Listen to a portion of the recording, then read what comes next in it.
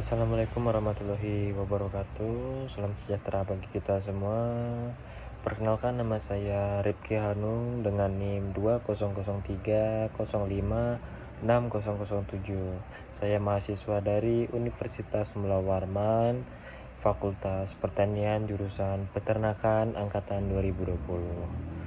Kali ini saya akan sedikit menjelaskan tentang metabolisme protein pada ruminansia.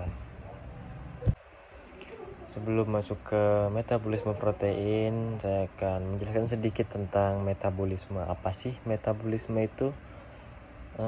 Metabolisme merupakan rangkaian proses kimiawi yang terjadi dalam sel-sel tubuh untuk mengubah zat gizi menjadi energi. Selanjutnya yaitu protein. Protein merupakan makromolekul yang tersusun atas suatu building blocks yang disebut asam amino. Nah, sifat biologi dari protein dipengaruhi oleh susunan asam amino yang membentuknya, urutan sekuen penghubung serta hubungan antar asam amino dalam molekul protein tersebut. Selanjutnya metabolisme protein. Di sini saya akan menjelaskan, yaitu metabolisme terdiri atas proses anabolisme atau menyusun dan katabolisme atau pemecah. Jadi tadi ada anabolisme yaitu penyusun dan katabolisme itu pemecah. Sehingga proses metabolisme protein mencakup proses penyusunan dan pemecahan protein yang terjadi pada ternak ruminansia.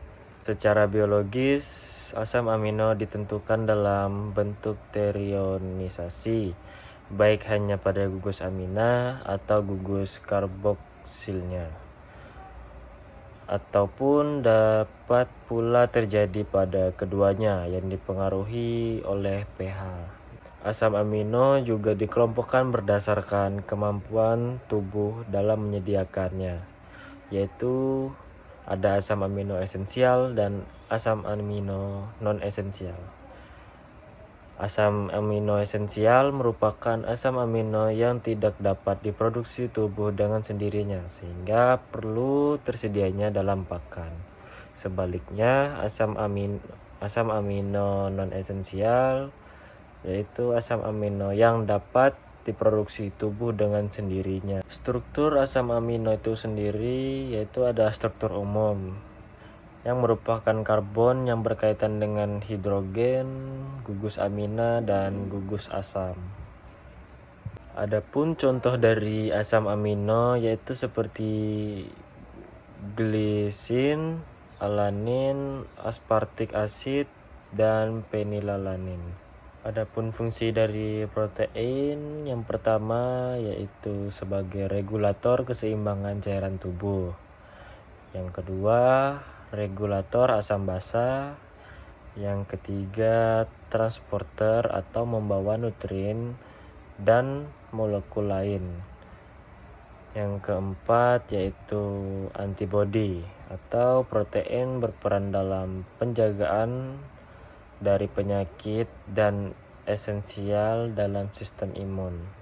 Next yaitu struktur dan klasifikasi protein. Protein tersusun atas rantai asam amino yang saling terikat oleh ikatan peptida.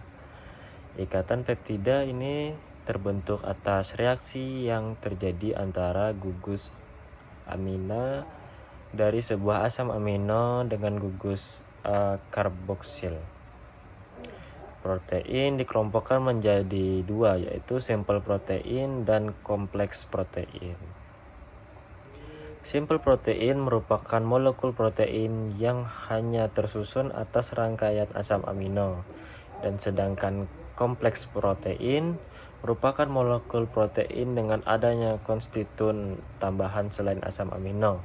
Misalnya ada HM atau hemoglobin, karbohidrat atau glikoprotein, dan lipid atau lipoprotein.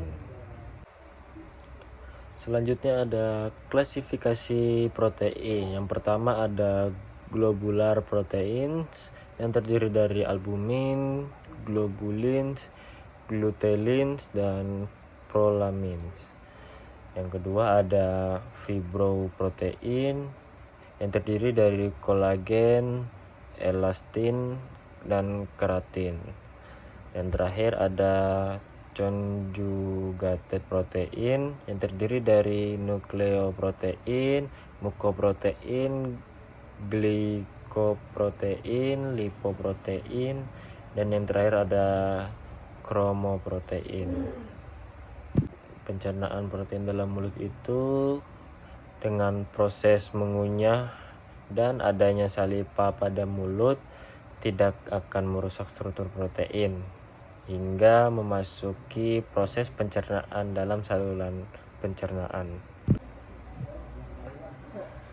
Metabolisme protein pada hewan ruminansia seperti sapi, kambing, dan domba memiliki beberapa karakteristik unik karena adanya sistem pencernaan khusus yang disebut dengan sistem pencernaan rumen. Rumen adalah suatu kompartemen perut yang mengandung populasi mikroba yang beragam, termasuk bakteri, archaea, dan protozoa. Sistem pencernaan rumen kemungkinan hewan ruminansia untuk mencerna serat pangan yang sulit dicerna oleh hewan non-ruminansia.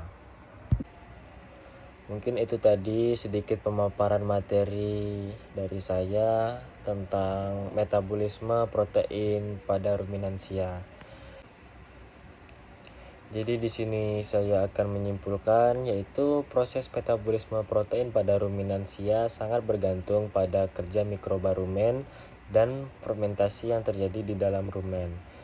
Kemungkinan hewan ruminansia untuk memanfaatkan bahan pakan yang mengandung protein kasar dan serat yang sulit dicerna menjadi sumber protein yang dapat digunakan oleh tubuh hewan tersebut.